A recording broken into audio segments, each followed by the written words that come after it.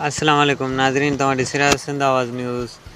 नाजरीन, जोक शरीफ में public health ख़िलाफ़ शहरीन ऐं नौजवान इत्तेहाद तरफ़ां एहतिजाजी मुज़ाहिरो, रोड ब्लॉक, पब्लिक हेल्थ ख़िलाफ़ नारेबाज़ी।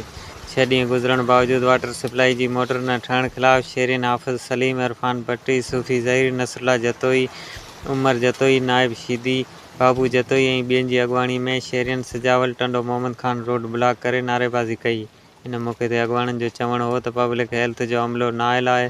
पंप ड्राइवर पाणी जी मोटर चालू करे पाण हलियो वञे थो, जंहिं करे हर ॿिए हफ़्ते मोटर सड़ी वञे थी। उन्हनि चयो त कहर जहिड़ी गर्मीअ में बि शहरी पाणी लाइ सख़्तु परेशान आहिनि। पब्लिक हेल्थ जा अफ़ीसर ऐं अमलो सिर्फ़ु नख़रा करे रहिया आहिनि। उन्हनि चयो त जल्द खां जल्द मोटर ठाराए परेशानी ख़तमु कई वञे। ॿिए तरफ़ सूफ़ी शोइबुल्लाह सतारी धरणे में पहुची ॻाल्हियूं कयूं। हिन पब्लिक हेल्थ ऑफिसर सां राबितो करे जल्द मसइलो हल करण जो ख़ातिरी कराए रोड खुलायो। रिपोर्ट जोक शरीफ मां सरफराज़ जतोई। नाज़रीन, सिंध आवाज़ न्यूज़ खे यूट्यूब ते ॾिसण लाइ मथे ॾिनल लिंक खे खोले सब्सक्राइब करियो सिंध आवाज़ न्यूज़ यूट्यूब चैनल ऐं रहो हर ख़बर खां बाख़बर।